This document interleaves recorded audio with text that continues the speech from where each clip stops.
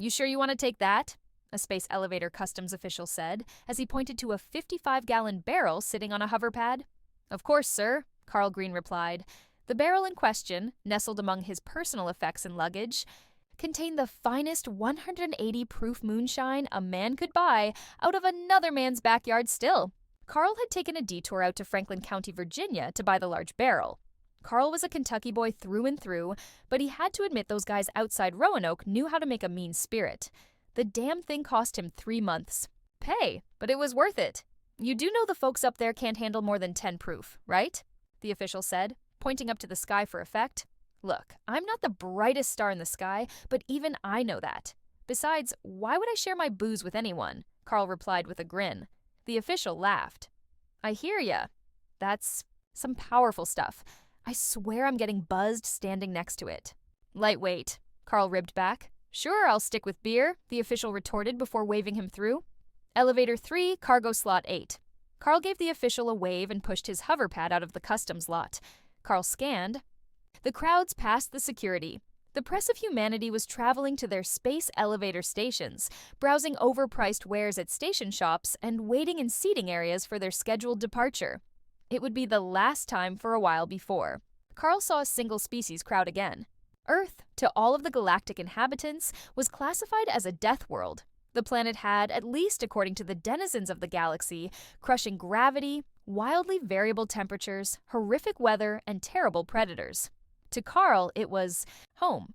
One of the downsides of being human was Carl had to return to Earth periodically to correct the negative effects of low gravity. If he spent too much time out in space, it would begin to negatively affect him. Basic galactic law stipulated the gravity aboard private vessels would be set to the home planet of the lowest gravity species. Meanwhile, species from higher gravity worlds were required to receive vacation time back home. Humans, being from a planet with a substantial gravity gap from the next heaviest planet, had 2 months of leave every year. Because of this, humans were popular with smaller freightliner crews, while simultaneously the bane of the freightliner operators. If a human was aboard, the rest of the crew was, by proxy, also granted 2 months of vacation a year. After taking his spot in the elevator, Carl stopped to peer out the window. He watched the land below vanish as the elevator smoothly rose into the atmosphere and beyond the clouds. The whooshing outside the window faded as the elevator breached into the border of space. Carl took the moment to peer out of the top window. The elevator was held in place by the new celestial elasticine that a bunch of guys down in Florida developed a couple years back. Once the engineers figured out the right thickness, the material proved perfect for the function. Carl wished he was there to see the initial demonstration. Using a moon as a slingshot sounded incredible. After the elevator pulled into the station, Carl exited and found his assigned docking port. Looking out the portal, he was happy to see his ship, the Crooked Weasel, waiting. Reaching the ship, he waved at the indicator panel outside the cargo hatch airlock.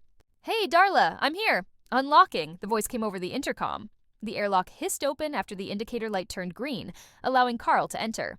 After cycling, Carl took a step onto the Weasel and immediately felt his weight cut in half.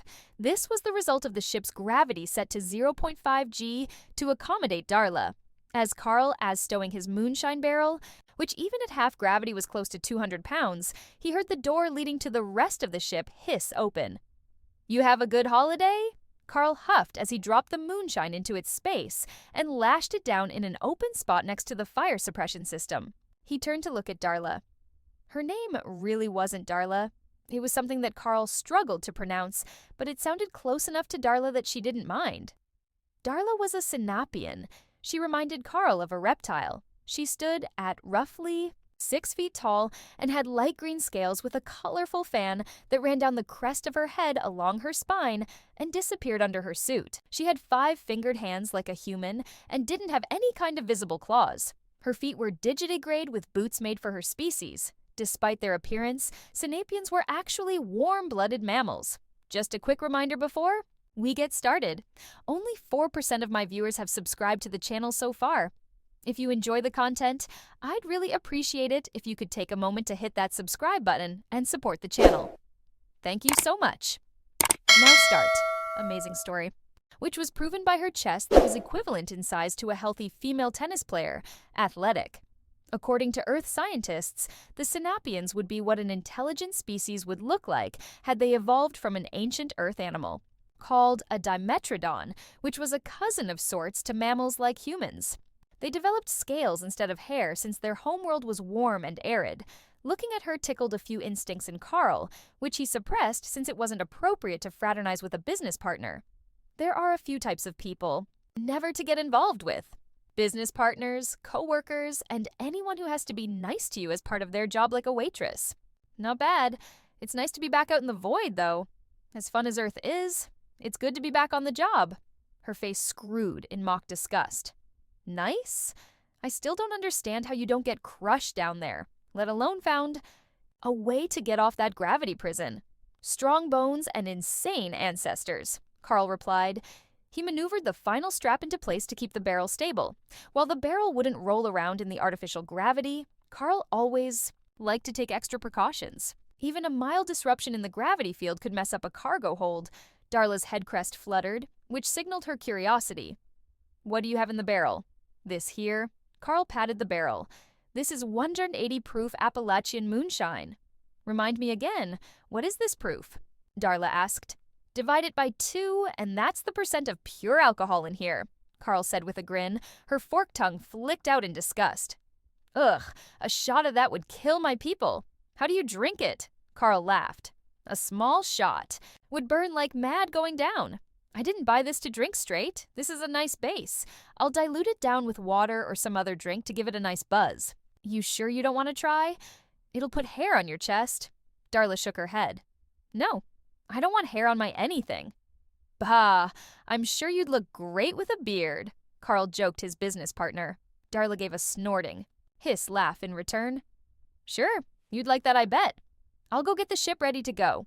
We have a big shipment scheduled. See you up there after you get settled in. Carl loaded his gear into his room.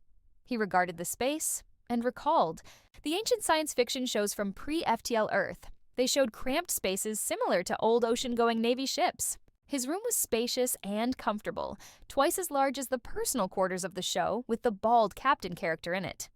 It turns out space is rich in metals, appropriate to make starships, and advanced systems ensure most ships don't require much in the way of crew. Carl could have run the ship by himself, but it was boring in space, and he decided to go into partnership with Darla. The pair met when they were both in university in orbit over Iste 6. Meeting in an economics class, the two were put on a project to evaluate the galactic freight industry.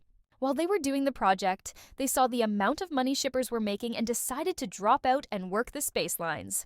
Getting established wasn't easy. They had to pool their resources to buy the ship, and it took a few years to build a reputation. Now they just had their first big shipment. Carl walked into the bridge and took his seat next to Darla. Ready to go when you are? Excellent, Darla replied. I already obtained the pre-clearance. Our departure is in 5. You feel ready for this? Carl asked, suddenly feeling uneasy. What's this? The great Carl Green is nervous? The guy I met when he challenged the professor on monetary theory right in the middle of class? Darla teased. That was just a professor? Carl replied. I don't want to mess this shipment up. The shipment in question was a rhodium exotic particle alloy. Rhodium was already a ridiculously rare metal in the universe. The alloy with the exotic particle was even more costly. The manifest required them to take the Weasel to a facility on the edge of the event horizon of Sagittarius A. It was a difficult route to take. Facilities needed to be that close to allow the time dilation effect in the gravity well to work its magic on exotic particle stabilization. Black holes were also a valuable source of plasma to power the reaction necessary to create the particles. Further, the facility was run by human engineers.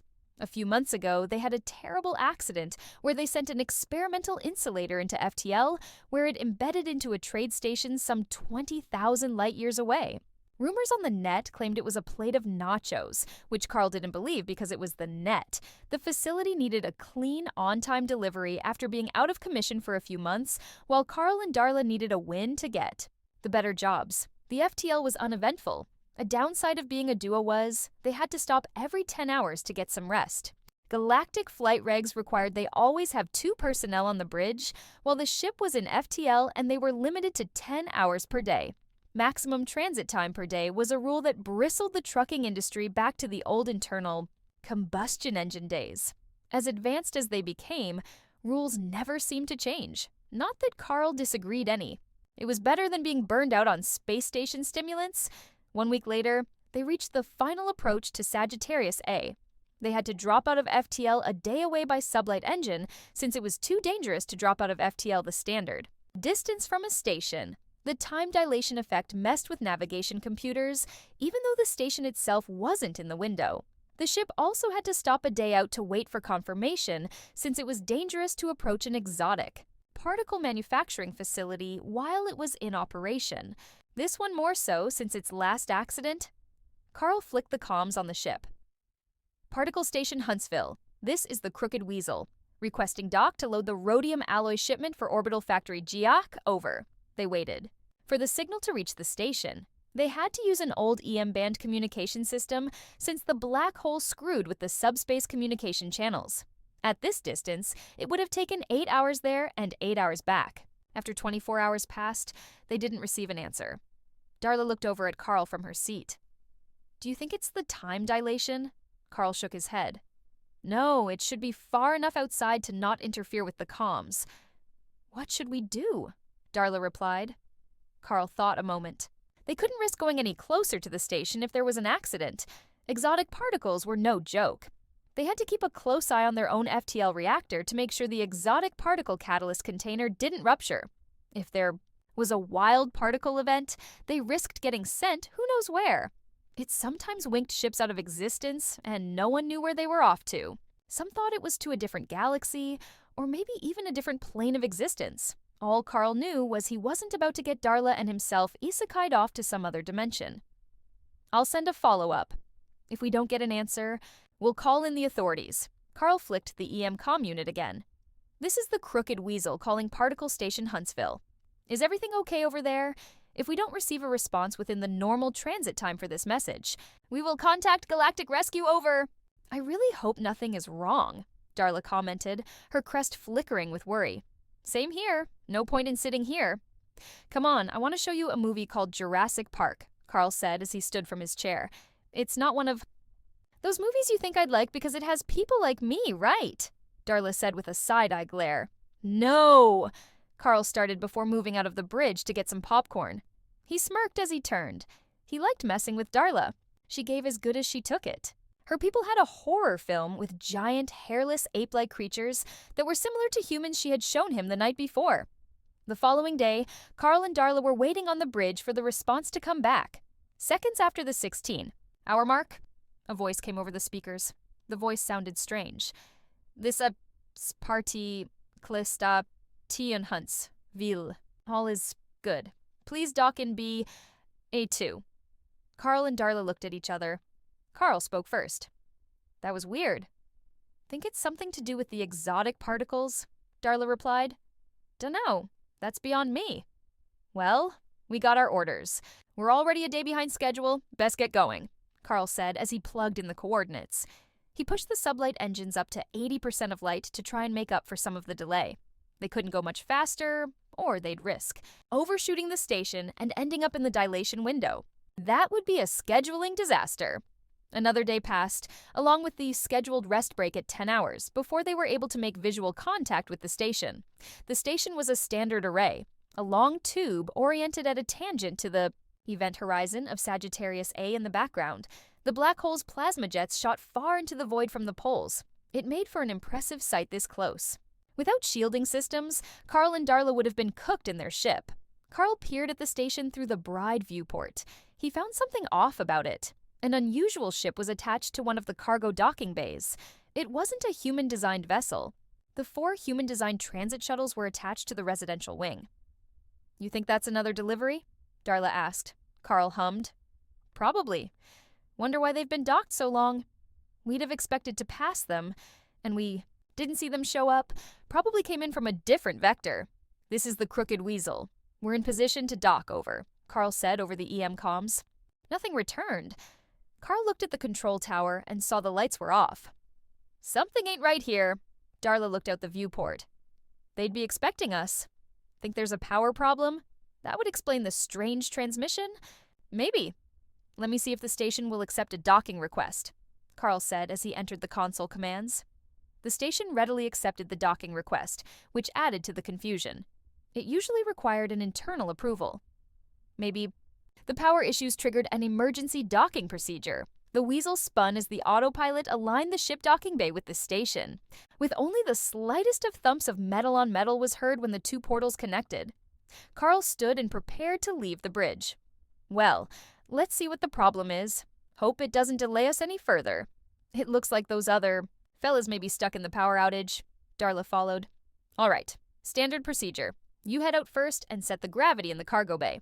I don't want to fall on my knees again like the last time we got on a human-only ship, Carl snorted. Cargo bays on space stations had the option to set their local gravity to a different level than the rest of the station. This allowed for the station to set the cargo bay to the lowest preferred gravity of a visiting species without disrupting the gravity settings of the permanent population. It either required on-station staff to set or the highest gravity species present on the ship. Since Carl was human, he was always, by default, the one to exit and set the gravity.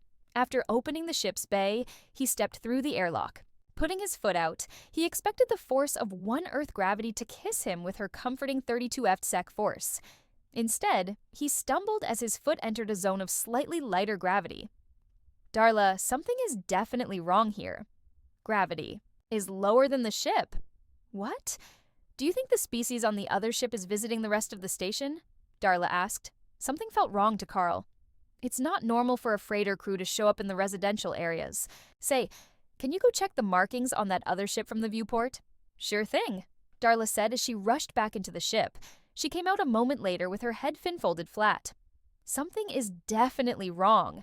That ship has markings of a freight company that went tips up about a year ago. Carl cursed under his breath. Damn. Pirates. Darla's expression turned grim.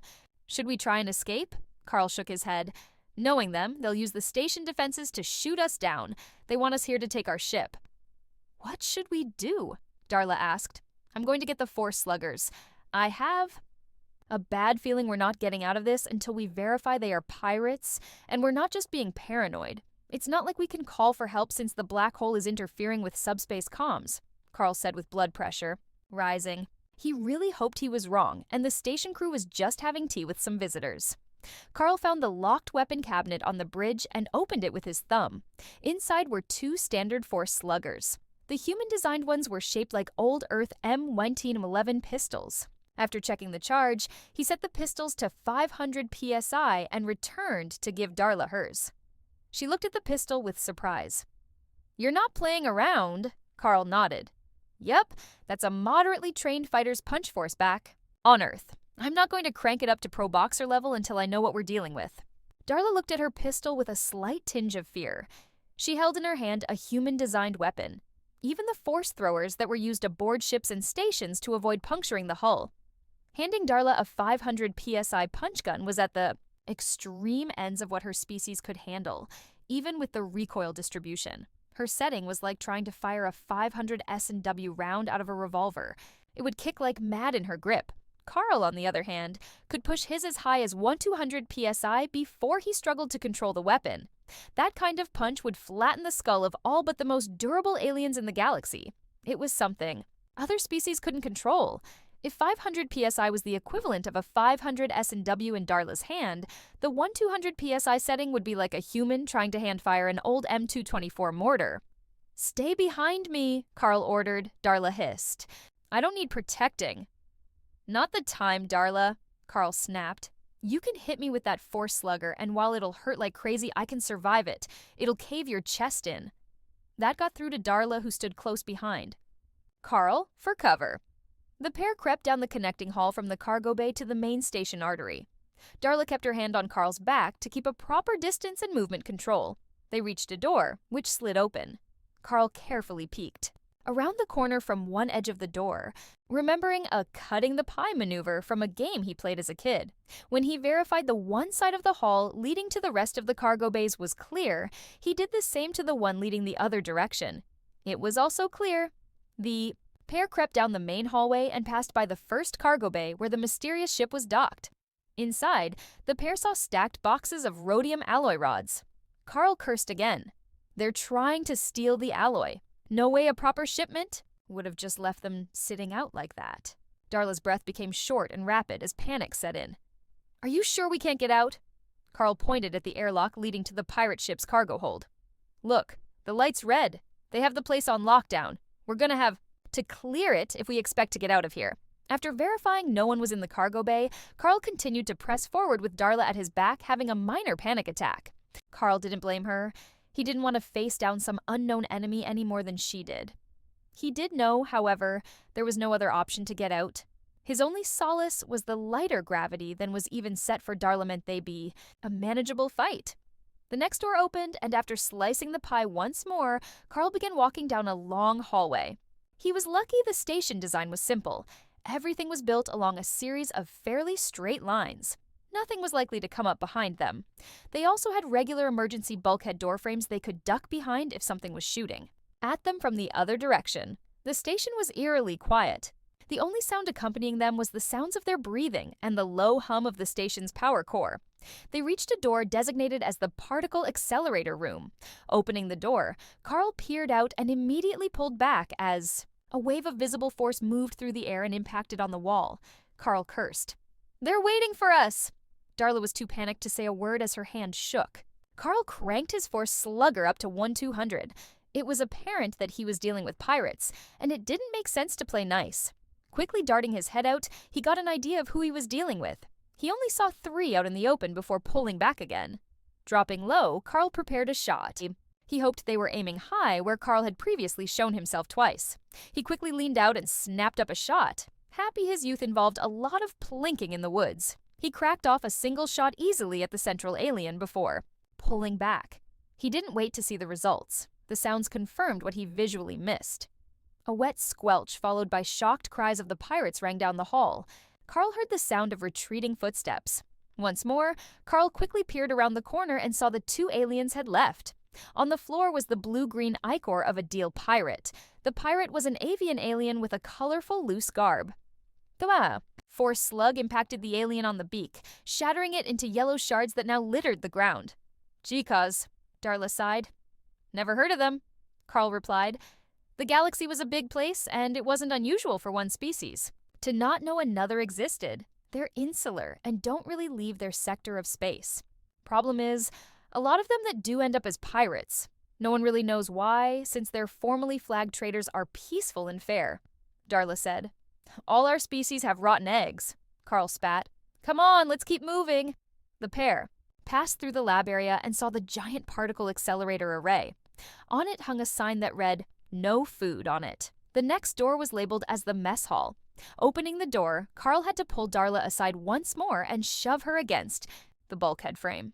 A pair of force slugs grazed his back, leaving an unpleasant sting. He knew it would be bruised in the morning. This time, the slugs came fast and regular. Carl was barely able to pop his head into the opening before he had to pull back. One of the 4 slugs barely skimmed his nose. Any closer and the appendage would have been broken sideways. What he saw was not good. He didn't get a good count on the number of Jacaws in the room. What he did know was the mess was filled with the feathery enemies, and the tables were tipped over to form makeshift barricades. Carl once more cursed. We're not getting past that. So, we're screwed then? Darla said, defeated. Even though one of those force slugs wouldn't kill Carl, getting pummeled by dozens or more of them would end him. He may be a DEATHWORLDer, but he wasn't invincible. Carl's mind suddenly gave him a strange vision. I think I have an idea. We need to run back to the ship. Why? They'll just blow us up, Darla said with fear in her voice. No. Time. Move ahead. I'll cover you, Carl said with a push. He closed the mess hall door and paced behind Darla as they moved. Squawking was heard behind as they ran. Force bolts whizzed by, crashing into the walls and scientific equipment in the accelerator room. Carl kept his body in a position to shield Darla from the effects of the attacks. As he turned into the hall leading to the cargo bays, he took a force bolt to the ribs. It knocked the wind out of him from the full force of a punch in a drunk brawl. He kept running. More bolts came, hitting him in the shoulder, another in the kidney, and a third in the back of his head. He saw stars as he pressed forward, keeping. His friend shielded all the while. Another turn led into the final cargo hall. This time his nose was hit with a force bolt. Carl smelled copper and felt the liquid drip down his lip. He would have to ignore it for now. The pair pushed into the cargo bay and into their cargo hold where Carl slammed the door controls. The cargo hold closed shut. Turning, he looked at Darla. Her eyes opened wide and her frill waved frantically. "You're hurt! Don't worry about me, this is nothing. Are you injured?" Carl replied. "I'm fine," Darla said. "Good," Carl said. He pushed her toward the living area of the ship. "Go, hide in there. I'll be by in a second." She ran back into the ship and vanished into her living space. Carl looked over at his moonshine barrel. Fiddling with the hover pad, he maneuvered it over to the barrel. As he worked, pounding could be heard on the exterior hatch before it went silent. He suspected they were attempting to breach the security software and override the door. Working. Fast, he hefted the moonshine barrel onto the pad and ordered the pad lifted. As it moved the barrel higher, Carl went to the fire suppression system and pulled the drain plug. Fire suppression liquid leaked out onto the floor, and after the system drained, he plugged it again. He then pulled the hose feeding the tank to the sprinkler system. After opening the moonshine barrel cap, he snaked the hose inside and began to siphon the liquid. He sputtered as a little got into his mouth. He then fed it into the fire suppression tank. After the siphoning finished, he pulled the hose and replaced it on the system. Turning to the control panel next to the door to the interior of the ship, Carl began pressing commands. First, he set a timer for 5 seconds after he began the sequence to open the cargo bay door. Second, he set another timer for 15 seconds that would set the interior ship gravity to 1 Earth gravity. He silently sent an apology to Darla for having to endure that part. Third, he set the fire suppression system to activate in tandem with the gravity increase. Finally, he set the overhead lights to turn on after 10 seconds, turning the bay lights off. He reached up and unscrewed an LED bulb. He then fled back to the door and, taking a deep breath, pushed the sequence start button and closed the door. Moving back to Darla's room, he quickly grabbed her and laid her on the floor. She chirped. In surprise at his contact, he shielded her body and waited. He heard a distant hiss as the cargo bay door opened. He heard the thunder of countless feet entered the cargo bay, followed by angry squawking. Then, the gravity suddenly kicked in. He resisted the pull on Darla's head with his hand to keep it from bouncing on the floor. Angry shouts echoed from down the hall as Carl heard the hiss of the fire suppression system filling the room with aerosolized moonshine. Finally, a powerful whooshing explosion boomed from the room. Then all the shouts and squawks silenced. Carl waited a bit longer, blood dripping on Darla as he held her up against the pull of Earth's gravity. As she wheezed in the heavy gravity, Carl laid her down gently, stood, and set the console back to her preferred force.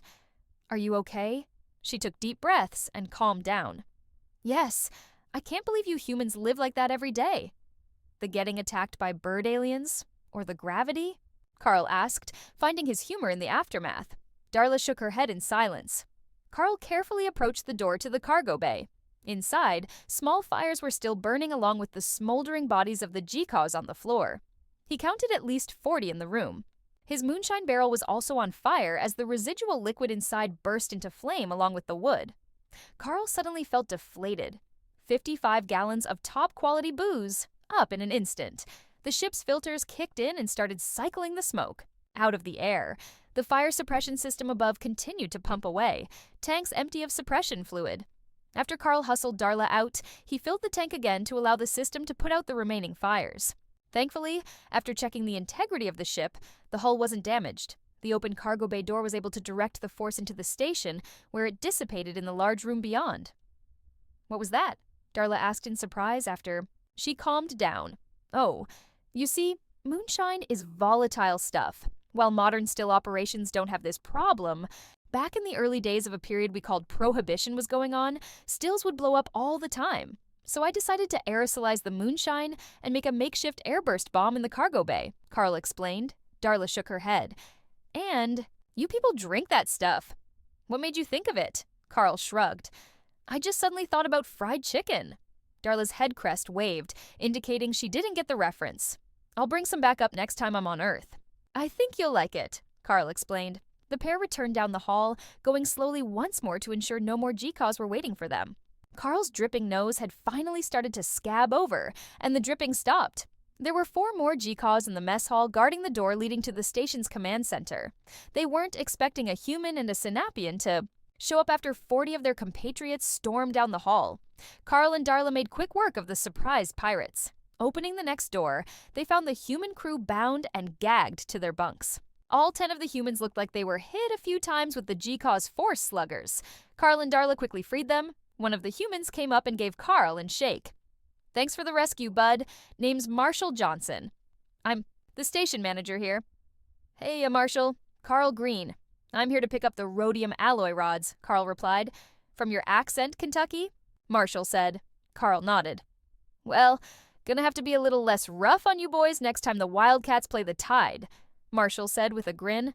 "Don't bother. We're gonna beat you silly next season," Carl said, not believing a word of his own boast. The pair shared a laugh at the absurdity of the Wildcats beating the Crimson Tide in football. That hadn't happened since the 20th century. "Anyway, what happened?" Marshall said. "I'm surprised a freight hauler managed to take out a few dozen pirates. You certainly look like you took a few hits." Carl explained what he did to defeat the pirates. Marshall winced when Carl talked about sacrificing his moonshine. "Damn, boy. That's a powerful sacrifice. I'll send you the contact info from a cousin of mine. He makes a great batch, and I'll tell him I sent you his way. It's on me." "Mighty kind," Carl replied. "If you don't mind, though, I'd like to get that rhodium shipment on the way. We're already a day behind, and I'm sure you don't want to be any later than I do. Also, do you have a place I can sweep a bunch of pirates?" "Don't worry," Marshall said with a wave. "The boys and I will clear them out. We'll stack them in Bay 3, and after we take a shuttle out, we'll contact the authorities to pick them up. We'll also give your ship a look over to make sure the fire didn't damage anything." The station crew moved the bodies and gave the Weasel's cargo bay a good scrub. They even restocked the fire suppression liquid. Then Carl and Darla were on their way. After their designated break period began, Carl decided it was time to look at his nose. Peering in the mirror, he tenderly pushed it around. It was definitely broken, and he put up with the pain to move it sort of back where it belonged. It would take a few days before he'd see a doctor. They needed to make the delivery first, which would take them 2 weeks. "Here, let me help you with that," Darla said after she came into the bathroom behind Carl. She picked up a rubbing alcohol bottle and dabbed some on the cloth. Have you drinking this in your depression?" Carl chuckled. "That would even make a human go blind. Not a good idea." Darla dabbed the remainder of the dried blood and looked closely at Carl's face in the mirror. "Well, it looks close enough," Carl shrugged. "It'll do. My brother looks far worse after he got into a bar fight. Wasn't even a good reason. He decided he didn't like some other guy walking in wearing the same shirt." Darla snorted. Before her arms interlocked around Carl's waist, before Carl could say anything, her snout reached by and gave Carl a kiss on the cheek. "Who? What was that for?" Carl said in surprise. "Sorry, I've had a thing for you since college. I was too shy to say anything, but after today, I think it's not a good idea to keep it in," Darla said with a warm smile. Carl put his hand to his cheek. "Darla, that's not appropriate. We're business partners." "Husbands and wives run businesses together all the time," Darla said with a wink. She pulled away and, with a flutter of her head crest, sashayed out of the room. Carl looked at himself in the mirror once more. Oddly enough, the moonshine had sparked something in him, and he didn't even have to drink it. Maybe it was time to reconsider his off-limits list. Thanks for diving into this story with me. Don't miss out on the next one. Hit that subscribe button, give this video a big thumbs up, and drop a comment below with your thoughts. I'd love to hear what you think.